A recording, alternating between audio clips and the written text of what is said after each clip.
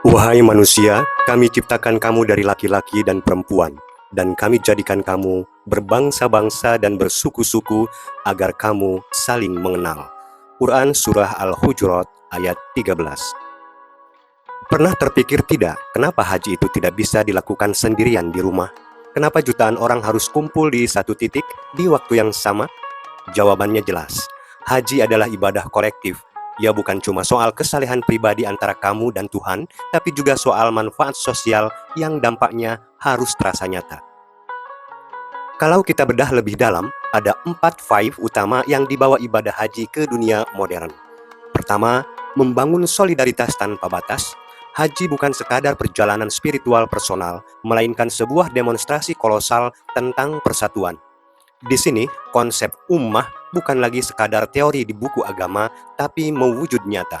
Jutaan orang dengan latar belakang budaya, bahasa, dan strata ekonomi yang kontras bergerak dalam satu ritme yang sama.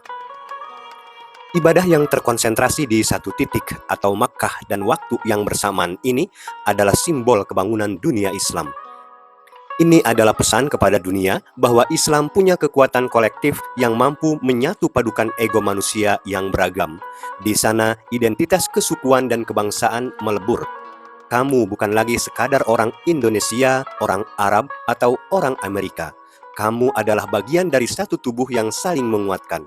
Solidaritas ini adalah modal sosial terbesar umat Islam untuk menjadi kekuatan yang diperhitungkan di kancah global. Kedua, ajang muktamar raksasa.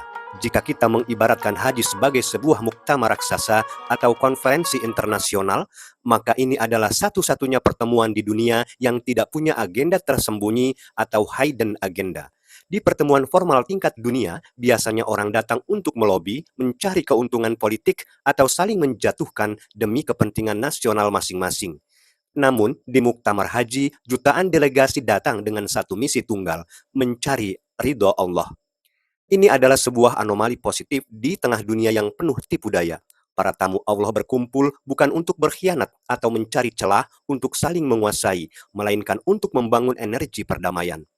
Semangat haji mengajarkan bahwa pertemuan akbar seharusnya menjadi ajang untuk saling menguatkan, bukan ajang untuk pamer kekuatan atau mencari permusuhan.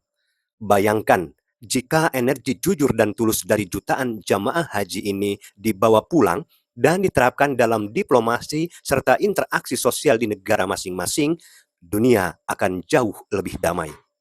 Ketiga, simbol kesetaraan sejati, haji adalah penghancur tembok kasta paling efektif yang pernah ada. Di sini, konsep egalitarianisme atau persamaan derajat dipraktikkan secara radikal. Tidak ada perlakuan istimewa berdasarkan warna kulit, etnis, maupun jenis kelamin. Semua orang berdiri di barisan yang sama, sujud ke arah yang sama, dan mengucapkan kalimat talbiyah yang sama. Pesan ini sangat menohok untuk dunia modern yang masih sering terjebak dalam praktik rasisme dan diskriminasi.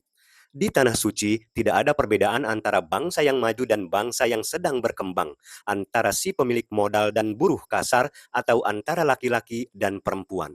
Semua memiliki hak dan kewajiban yang setara sebagai hamba Tuhan. Haji mengingatkan kita bahwa pangkat, jabatan, dan kekayaan hanyalah kostum duniawi yang sifatnya sementara. Begitu ihram dikenakan, semua atribut itu tanggal, menyisakan substansi manusia yang murni. Pelajaran ini memaksa kita untuk memanusiakan manusia tanpa melihat bungkus luar mereka, karena di mata Tuhan hanya kualitas hati dan takwa yang menjadi ukuran kemuliaan. Keempat, sebagai booster persatuan bangsa dan benteng dari penjajah baru, haji adalah laboratorium kesetaraan sejati. Di depan Ka'bah, status sosial dipaksa menjadi zero. Tidak ada karpet merah untuk pejabat, tidak ada barisan khusus untuk miliarder, semua memakai kain ihram yang sama, tanpa jahitan, tanpa atribut pangkat. Pesannya jelas, di hadapan Allah yang membedakan kita cuma satu, yaitu takwa. Pelajaran ini sangat krusial di era sekarang yang makin individualis. Di kota-kota besar, kita sering terjebak dalam gaya hidup lo gue. Kita makin abai dengan tetangga sebelah rumah karena alasan privasi, padahal sebenarnya empati kita yang sedang menipis. Sikap apatis inilah yang membuat jarak yang dekat terasa jauh dan yang akrab terasa asing. Jika solidaritas ini pudar, kita sebagai bangsa akan menjadi lemah dan rapuh, dan disitulah celah bagi kolonialisme baru masuk. Musuh kita sekarang bukan lagi tentara yang membawa senjata untuk merebut wilayah, melainkan entitas yang ingin menguasai kedaulatan ekonomi dan politik kita dengan cara yang sangat halus, sopan, bahkan konstitusional. Jika kita tidak punya solidaritas atau persaudaraan yang kokoh, kita akan sangat mudah diadu domba dan dikendalikan oleh kepentingan asing tanpa kita sadari.